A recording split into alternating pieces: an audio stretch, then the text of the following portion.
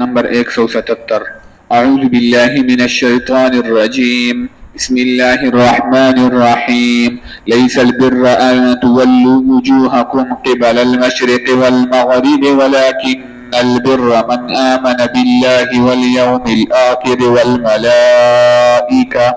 والملائكة والكتاب والنبيين وآتى المال على حبه ذوي القربى واليتامى والمساكين وابن السبيل والسائلين وفي الرقاب وأقام الصلاة وآتى الزكاة والموفون بعهدهم إذا عاهدوا والصابرين في البأساء والضراء وحين البأس أولئك الذين صدقوا وأولئك هم المتقون صدق الله العظيم.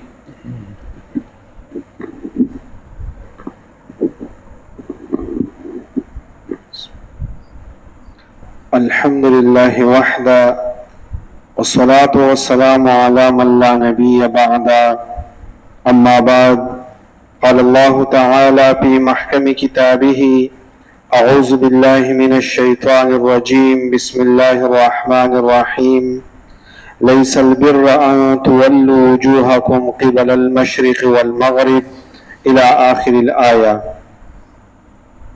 رون سورة بقرة تقریبا دا مینز دے نو دیزے پوری اللہ تعالی اکثر یہودو تا خطاب وکو او مسلمانانو تو بکی خطاب و خدا پزیمن کی بو اسی مقصودی خطاب یہودو تو دیزے گینا تر آخر پوری اللہ تعالی وس اکثر خطابونا مسلمانانو تا کئی بچونکہ قرآن مجید دیسی کتاب دے چی پاغا ٹیم کی مسلمانانمو یہودمو نسوارامو منافقین خلقمو او د قیامت پورې کتاب الله قرآن مجید زمون د لپاره دستور دی او زمون د لپاره ضابطه حیات دی.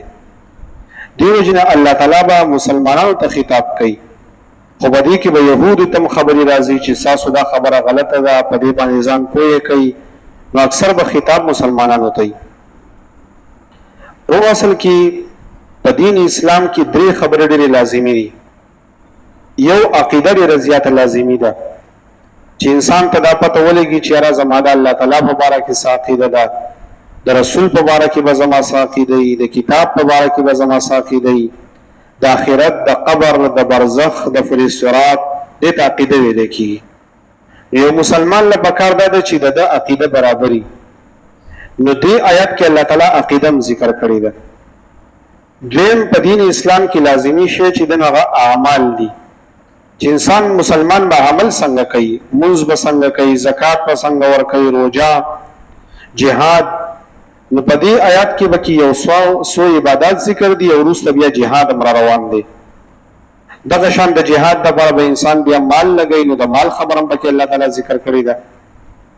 او دریم شی په دین اسلام کې چې اهم دی نو هغه اخلاق دي، لکه انسان په کور کې څنګه ژوندۍ تیروي، د ګاونډي سره په جماعت کې په محله کې د اخلاقیات ولې کې.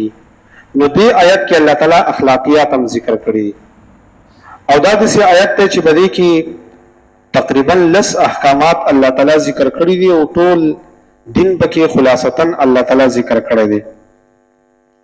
او دا غي وجه دا ده چې الله تعالی دلته کې عقیده ذکر کړی دی وای ګوره او دینه مخکې شان نزول وای بیا به بل خبرو.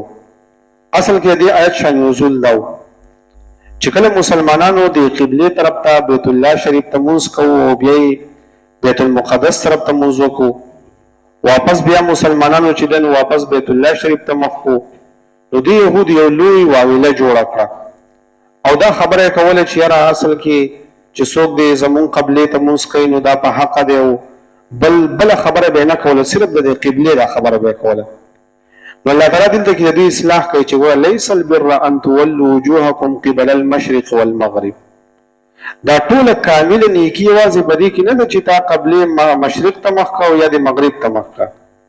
لکه دین په دې کې تاسو مرن غواړئ چې کچا دې قبله ته مخ کړ جدا په حق یو کوي بل ته مخ دا په حق نه دغه وجه ده چې ګوره که مسلمانانو کعبه شریف ته مونږ کوو د الله په حکم باندې کوو او که بیت المقدس ته مونږ کوو د الله په حکم باندې کوي. نو الله تعالی فرمایي چې اصل کې زما حکم منل دي او په دې کې زموږ د مسلمانانو اصلاح وشوه. هغه دا چې بعضې عبادات زموږ عقل نه مني، لکه خلک مونږ ته وایي په دې کې علت څه دی، په دې کې لاجک څه دی. نو ډېرې خبرې خو مونږ عقلي جواب ورکړو، خو د بعض څیزونو باندې زموږ عقل کار نه کوي. نو د ټولو غټه خبره دا ده چې که تاسو ته په حدیث کې یو خبره راغله، په قرآن کې راغله، بس تاسو دا عقیده ساتئ چې دا زموږ رب وایي او زموږ رب وایي چې زموږ حکم به منئ، نو بس دقې ته عبادت ویلی کېږي. د مسلمان شان دا دی چې که دا عقل یو خبره مني او که نه مني، دی به د الله حکم مني. لکه مثلا عام طور باندې چې کله دی چې د قربانۍ د ورځې راشي، نو دا ملحدین خلک دا اعتراض کوي، یاره وایي تاسو چې دومره څاروي حلالوئ او وینې تویوئ، دا پیسې وایي تاسو غریبانو له ولې نه ورکوئ؟ یا بعضې چې انسان کله حج له ځي، نو شیطاني خلک یې هغوی به فیسبوک او په یو ځای بل ځای کې ورکړي، ما وایي دومره خلک چې حج له ځي وایي دا پیسې چېرته په چمګاونډ کې ول نه شي. نو موږ ورته وایو چې ګوره د ټول نه دا خو به زموږ طبیعت مني او که به نه مني. خو شریعت موږ ته څه وایي؟ شریعت وایي ګوره په دې ټایم کې به تا حج فرض دی، نو ته به حج له ځې. شریعت وایي به تا قرباني فرض ده، نو که ستا عقل یې مني که نه ته به قرباني کې. او بله عقلي ورته موږ دا وایو چې ته چې دا خبرې کې که نه چې لکه د حج له مزې او غریبانانو له پیسې ورکوئ، او مطلب دا کار مه کوئ، غریبانانو له پیسې ورکوئ، نو دا م ووایه که نه. هلک وایي دا ایفون موبایل ماخلئ، دا غریبانانو له ورکوئ. دا ووایه هلک وایي مرسډیز ګاډی ماخلئ، غریبانانو له ورکوئ. د دې په ځای باندې داسې ووایه کور کې ماربل مه لګوه، غریبانانو له ورکوئ. دا د شیطان چالونه دي، دا د ملحدینو کار دی چې هغوی دین اسلام ټارګټ کوي. خو چې کله ستا عقیده ورته مضبوطه وي او ته ورته وایې چې نه صیبه دا د زما د رب حکم دی، نو که زما عقل یې مني او که نه لاجک پکې شته او که نه شته، خو بس چې زما رب وایي چې دا حکم وکړو دا به زه منم. نو دلته کې الله تعالی دې آیت کې دې مشرکان ته دا وایي چې ګوره یوازې نیکي دا نه ده چې تاسو مشرق ته مخ کو مغرب ته مخ کو، نیکي خو ډېرې غټې خبرې دي. نو الله تعالی دلته کې فهرست ذکر کړو، ګوره نیکي دا ده، نیکي دا ده، نیکي دا ده. علما محدثین په دې کې دا خبره کوي، مفسرین، چې اصل کې الله تعالی دلته کې د مسلمانانو یو لوی اصلاح وکړه. بعضې ټایم کې مسلمانان ځان د دین په یو کار باندې ایسته مطمئن کي، لکه مثلا زه چې دی نو امامت کوم جو بس زه مطمئن یم، هلکه زه خو 5 وخته مونځ کوم او خلکو له بس دا خدمت کوم او درس کوم او بس دا په دې مې ځان مطمئن کړی. نو الله تعالی وایي داسې نه ده. دین اسلام یو لویه ضابطه ده. دین اسلام چې دی نو هغه مکمل حیات دی، مکمل دستور دی. دیو جن قرآن مجید کې الله تعالی فرمایي یا ایها الذین آمنوا ادخلوا فی السلم کافه، په اسلام کې پوره پوره داخل شي. او زموږ مسلمانانو دا کار دی چې کومې خبرې طبیعت مني، مثلا دا مونځ دی نو دا څه پیسې میسې پې نه لګي نو مسلمانان یې کوي، په هغې کې سهار مونځ مسلمانانو ځان نه کټ کړی دی. یاره وایي دې ټایم کې زموږ خوب نه پوره کېږي، په یخنۍ کې بیا وایي یخني ده، نو هغه ته مسلمانانو کټ کړی دی. 4 مونځونه مسلمانان کوي، او هغه هم که د جمعې سره وکړو که د جمعې سره ونه کړو، خپل طبیعت دی. خو چې کله مالی خبره راشي، الله تعالی وایي ګوره په تا باندې حج فرض دی، اوس په تا حج کې، نو دغه ټایم کې مونږ بیا ریوس لګو. الله تعالی په تاسو باندې زکات فرض دی، نو زکات مونږ دې سوړه خوړه غونډه کې وکړو، او بس ستا هغه هم صحیح طریقه باندې نشته. دغه شانته کې عبادات، ستا په محله کې غریب انسان دی، شریعت تا ته وایي د خپل مال نه پیسې راواخله، په هغه خرچه وکړه. اوس دې ټایم کې مونږ بیا وروسته یو، او چې کومې خبرې زموږ داسې طبیعت مني نو مونږ هغه منو. نو الله تعالی وایي داسې نه ده. نو دې ځای کې الله تعالی په حدیث ذکر کوي، ګوره لیس البر ان تولوا وجوهکم قبل المشرق والمغرب، نه ده کامله نیکي چې تاسو مخونه وګرځوئ مشرق ته او مغرب ته، ولكن البر من آمن بالله واليوم الآخر. نیکي دا ده چې ګوره په الله باندې په ورځ د آخرت باندې ستا یقیني. په الله باندې څنګه یقین؟ په الله به زمونږ دا یقیني چې الله تعالی واحد لا شریک دی، الله تعالی چې دی نو بې نیازه ذات دی، د الله تعالی اولاد نشته، الله تعالی د نور نه جوړ دی، الله تعالی زمونږ د ټولو خبرو نه خبردار دی، الله تعالی زمونږ د سینې په احوالو باندې خبردار دی، الله تعالی به زمونږ سره حساب کتاب کوي. دا د الله په باره کې زمونږ عقیده ده. بل والیوم الآخر، ایمان به ساتي په ورځ د آخرت باندې. نو د آخرت په باره کې زمونږ عقیده ده چې د مرګ نه بعد زندگی حق ده، الله تعالی به مونږ راپاسي، سزا او جزا حق ده، زمونږ اعمال به الله تعالی تلی، زمونږ مخې ته به رجسټري فرشتې هغه خورئ. دا د آخرت په باره کې زمونږ عقیده ده. والملائکة، او چې ایمان به ساتي په فرشتو باندې، د فرشتو مبارک زموږ عقیده دا ده چې دا د الله تعالی نورانی مخلوق دی، د دوی نه خطا نه کیږي، دوی خوراک او اسکاک نه کوي او د دوی مختلف ډیوټیانې دي او دوی دومره زیاتې دي لکه د شګو د شمار نه زیاتې دي. دا د فرشتو مبارک زموږ اجمالا عقیده شو. والکتاب او یقین بساتي په کتاب باندې، نو زموږ عقیده ده چې قرآن مجید زموږ رب ته طرفه کتاب دی، دا جبرائیل علیه السلام راوړی دی، رسول علیه السلام محفوظ کړی دی، صحابه کرامو بیا لیکلی دی او موږ ته رارسېدلی دی. د کتاب مبارک زموږ عقیده ده. والنبیین او پیغمبرانو باندې به ایمان ساتي. نو پیغمبران بارک زموږ عقیده ده چې د ټول نه اول پیغمبر حضرت آدم علیه السلام، د ټول نه آخره پیغمبر محمد صلی الله علیه وسلم دی، د هغه نه بعد بل پیغمبر راتلونکی نشته. ټول پیغمبران د الله د طرفه معصوم دي او په دې کې 313 رسولان دي او 1,24,000 کم و بیش انبیا دي. دا زموږ عقیده د پیغمبر په باره کې. بل الله تعالی فرمایي چې یوازې دین دا نه دی، وآت المال علی حبه، ورکې به مال سره د محبت نه. نو علی حبه کې علما وایي چې یا د دې مطلب دا دی چې د مال سره به د محبت یې ورکې وي، لکه داسې نه چې ستا نه یو شی پالتو دی چې ښه به د ورسره محبت یې ورته ورکې، نو دا مؤمن دی. یا وآت المال علی حبه مطلب دا دی چې د دې مسکین او د دې فقیر سره به د مینې، لکه داسې نه چې هغه به راټی وسي بس مال ورکو مخ دې واړوه، نه، مینه به ورسره ساتي او مال به ورکې. یا وآت المال علی حبه مطلب دا دی چې سره د محبت د الله تعالی نه، مال به د الله په لاره کې خرج کړي خو د الله سره به د مینې په ځان باندې به بوج نه ګڼي. نو آت المال علی حبه چاته به ورکې؟ ذوی القربا، رشتہ دارانو ته. ستاسو د پیرس ته خیال دی کنه، دا زموږ د دین تربیت دی. الله تعالی فرمایي چې یوازې به دې نه خلاصېږي چې یو عمل کې او تا په دې ځان مطمئن کړی دی، نه، نو ګوره په دې اعمالو به ځم تلم او تاسو هم پې ځان تلئ چې موږ کې څومره موجود دی. دا مکمل دا آیات چې دی دا زموږ دپاره بالکل زموږ د ژوند د تېرولو اصول دي. ګوره ذوی القربا رشتہ دار ته به ورکې. دیو جن نبی علیه الصلاة والسلام فرمایلی دي چې الصدقة علی المساکین صدقة، چې تا صدقه په یو مسکین باندې وکړه نو د دې یو اجر دی. خو علی ذوی الارحام ثنتان، خو که په رشتہ دار باندې دې صدقه وکړه نو 2 اجر الله درکوي، یو د صدقې اجر درکوي، یو د صلې رحمۍ درکوي. نو ذوی القربا. والیتاما او یتیمانو ته به ورکې. یتیم چاته ویل کېږي؟ یتیم په شریعت کې هغه چاته ویل کېږي چې دی نابالغ یو پلار یې وفات شي دته یتیم ویل کېږي. نو یتیم له به مال ورکې. او دغه شان والمساکین، مسکینانو ته مال ورکې. مسکین هغه چاته ویل کېږي چې د هغه سره اسم ورسره نه، یا دومره مال ورسره چې یو ماښام یې ګزاره کېږي او بل ماښام له پته نه دې ته مسکین وایي. او فقیر هغه چاته ویل کېږي چې یو ورځ ورسره هم خوراک نه. نو والمساکین وابن السبیل او مسافر هغه له به مال ورکې. نو دا د زکات نه علاوه دي ښه، ځکه زکات الله تعالی وروسته بیا ذکر کوي وآت الزکات. دې دا معلومیږي چې د مسلمان په مال کې به د زکات نه علاوه د الله حق دی. مسکین لا، غریب لا، یتیم لا ال به نفلي صدقې ورکې. والسائلین او مال بلګې په سوالګرو باندې. نو پیغمبر علیه الصلاة والسلام فرمایلی دي چې اگر کتا ته دا سوالګرې په اس باندې سور راشي خو ته به دې رټې نه او سب ولا ورکې. البته که ستا سره څه نه نو په صحیح طریقه ورته ووایه چې بای اوس څه نشته، بیا که الله تعالی رحم وکړو بیا به درله درکړو خیر دی، خو رټې به نه. داسې به ورته نه مړه لوی سړی یو ځان له څه کار مارول نه کېو نو بس نه به کوي، نو اوس نه به شي کولی.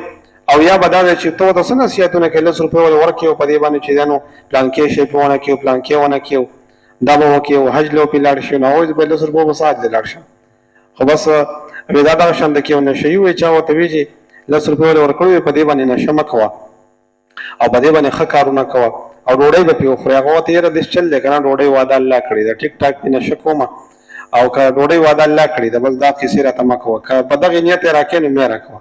سړی ورته یې زوی وایلې ځه او چې داسې لږ تللی چېرته واده و نو په هغې کې کسانو بس غوړۍ راوړې نو یو کس په خطا شو نو غوړۍ ته ولیده، دا وریجې پرتې وې دا نشه یي ورته کېناستو. وایي وره ما نه وې چې د رزق واده الله کړې ده، دا 10 روپۍ دې به ټیک ټاک نشه کومه دا به خدای راکوي. نو ګوره کیسې به هم چاته نه کې. زموږ خلکو دا ښکاري که نه چې 10 روپۍ ورکړي بیا کس ته وایي ګوره دا چل پې ونه کړې دا ونه کړې، غټ سړی ځان لږ کاروبار کوه هغه ورته یې صحیح دی جنو، نو دا به نه کې. ګوره که ورکې ورکړه که نه بس وساتوې. وآت المال من یو سړي تپوس کړی د نشیانو له په دې بازار کې ګرځي وایي دا پیسې ول ورکو که نه ما یې که نه ورکوي بیا دنه لوټه پټوي د دوکان نه او بیا چې دنو زنځیر ریبي او پیلر ریبي ورکوي ونه نو څه کې ته به کې دغه نیت پک وه بس خدای مهربانه دی نو څه به کې وآت المال على حبه ذوي القربى والسائلین او سوالګري ته وفي الرقاب او په آزادولو د سټونو کې واقام الصلاة او مونځ به قایمې اقامت د منځه دې ته ویل کېږي چې د جمع سره به مونځ کې وآت الزکات او زکات به ورکې والموفون بعهدهم او خپل وعدې به پوره کې دیو جن نبی علیہ الصلوۃ والسلام یو حدیث کې فرمایلی دي چې آیت المنافق ثلاث د منافق انسان درې نښې دي اذا حدث كذب چې خبرې کوي دی به دروغ وایي ډبي بند دروغ به وایي او بل واذا وعده اخلف چې کله وعده وکي مخالفت پکې واذا اؤتمن خان او چې امانت وسره کړي بیا به خیانت کوي نو د مؤمن نه خبسي والموفون بعهدهم وعده به پوره کوي او وعده څه ته ویل کېږي د جبه خبره چې جبه دی وکړه په خو به مشران وي جبه په جبه ده کنه چې نکاحونه به هم کول چاته به خور لور وي بس وای دا ستا شو اوس خو په هغه ټیم باندې نکاح تړي ګوره سبا خلک بیا منکرېږي او مشران وي جبه ده کنه بس جبه شوي ده بس وای خبره خپ اصل وای جبه ده او نن دکاندار سره سودا وکړه زما ستا په دې باندې جبه شو مړه په هغه باندې بیا ځان خلکو مړ کو خو به نه ما جبه کړی ده اوس تو سره خبره وکړه چې سایدی بګې نه ور کړی چې تو ورځي هغه شی وای ترانه نه ما خرڅ کوی تا خو سم خبره ونه کړنو کله خبره سره ټینګه خبره کړی واته 10 روپۍ سیوا ملوي والموفون بعهدهم چې وعده پوره کوي اذا عهدوا چې وعده وکي والصابرین فی البأساء د اخلاقیات دي چې صبر کوونکي وي په سختو کې والضراء او په تکلیفونو کې وحین البعث او په وخت جنگ کې اولئک الذین صدقوا دا هغه خلک دي چې رښتونی دي او اولئک هم المتقون او دا خلک متقیان دي امام رازی رحمه الله فرمایي چې د يهودو د دې خلاف عقیده وا څه مطلب ګوره د ایمان بالله کې خدا يهودو عقیده دا و چې عزیر علیه السلام د الله زوی ګڼو نو صحیح عقیده نشوه دغه شان ایمان بالآخرت کې دوی دا وی چې لن تمسنا النار الا ایاما معدوده یو څو ورځې به ورته ځو آخرت کې عقیده برباد شو د فرشتو په باره کې عقیده دا و چې جبرائیل علیه السلام زموږ دشمن دی نو فرشتو په باره کې عقیده خراب شو ایمان بالکتب خو دا و چې خپل کتاب یې منو د بل چا کتاب یې نه منو نو مې عقیده خراب شو مال خو ځکه نه خرج کوو چې الله تعالی فرمایي اشتروا بیاات الله ثمنا قلیلا زما د آیاتونو په بدل کې لګي پیسې اخلي نو مال به څه ولګي دغه شان اقامت الصلاه مونږ خو د سره کوونه خلک به منی کول او وعده خو ماتولي و د خلافو نو يهودو د دې آیت باندې د سره عمل نکو خو دې آیت کې الله تعالی يهودو ته خو مسلمانانو ته چې دا صفات په ځان کې راولي نو چې دا ترجمه کوم نو هر انسان دې سوچ کوي چې بدی په ما کې کم صفت نیمګړې دي ناول ځا او بیا تاسو په کار ده چې هغه بد صفاتونه د ځان او باسو کامل مؤمنان او کامل ایمان مونږ راوړو نو بیا به مزو کی ليس البر ند کامل نیکی ان تولوا چې تاسو واړوي وجوهکم خپل مخونه قبل المشرق مشرق طرف ته والمغرب او مغرب طرف ته ولكن البر لیکن نیکی چې دا من آمن بالله چا چې ایمان راوړو الله تعالی والیوم الاخر او پرز د آخرت والملائکه او په فرشتو والکتاب او په کتاب والنبیین او په پیغمبرانو وآت المال او ورکوي مال على حبه سره د محبت د مالنا ذوي القربى رشتہ دارانو ته والیتاما یتیمانانو ته والمساکین مسکینانو ته وابن السبیل او مسافرو ته والسائلین او سوال کوونکو ته وفي الرقاب او پازادولو د غلامانو کې واقام الصلاة منځ قایمي وآت الزکاة او زکات ورکوي والموفون بعهدهم او پوره کوي خپل وعده اذا عاهدوا چې کله واده وکي والصابرین او صبر کوونکي بالبأساء فسختی کی والضراء او په تکالیفو کې وحین البأس او په وخت جنگ کې اولئک الذین صدقوا دا هغه خلق دي چې رښتونی دي واولئک او دغه خلق هم المتقون هم دوی متقیان دي. نو د آیت مطلب دا دی چې دین اسلام پوره پالو کوي. زمون طبیعت دی چې مثلا یو انسان په یو شیز کې تکړه دی خو بل کې خراب دی. مثلا یو سړی چې دنو هغه مونږ کوي جلته کې زکات صحیح نه ور کوي، چې زکات صحیح ور کوي جو په حج کې سست دی، که حج په ټیم باندې ادا کوي جو په امر بالمعروف کې بیا سست دی، که ارسه برابر دی جو گاونډي تی تنگ دی. نو ټول ترتیب زمونږ د اسلام باندې نو لګ لګ بزان سیده کو لا بد اعمال چې د بزان نو باسو او د انسان پته ال لګي چې کله وسره د انسان معاملات راشي یا چې کله سفر تاسو د چا سره وکړئ نو بیا به ته پته ولګي. ظاهر باندې بیا سره ته ډیر زیات نیک کاری او تسبیح به مړی او خوشبو به لګولي او چې کله سره معامله راشي ته پته ولګي چې دا ډیر بد اخلاق انسان دی خو سره کنځلې مونږ کوي او د خدام کوي. نو دا دین اسلام دا نه دی. دین اسلام دا دی کنه چې مکمل او یا دا چې د خلکو مینس کې ناس جو پسته خبرې کوي او چې لګون د کیا خوشي جو بیا چې نو بیا د خلق خپلې د دې څه بنئ. یا مطلب دا چې په ظاهر خو مزیدار خپل د کې زړه دی ګنده د حسد او د بغض نه ډک دی. نو غره دا کامل ایمان نه دی. الله تعالی فرمایي چې د سینه د نوزان بسیده کوي ان شاء الله. پرش ترجمه شو. الحمد لله رب العالمين والعاقبة للمتقين الصلاة والسلام على رسوله محمد وعلى آله وأصحابه أجمعين. ربنا لا تزغ قلوبنا بعد إذ هديتنا وهب لنا من لدنك رحمة إنك أنت الوهاب. اللهم إنا نسألك حبك وحب من يحبك وحب عمل يقربنا إلى حبك برحمتك يا أرحم الراحمين.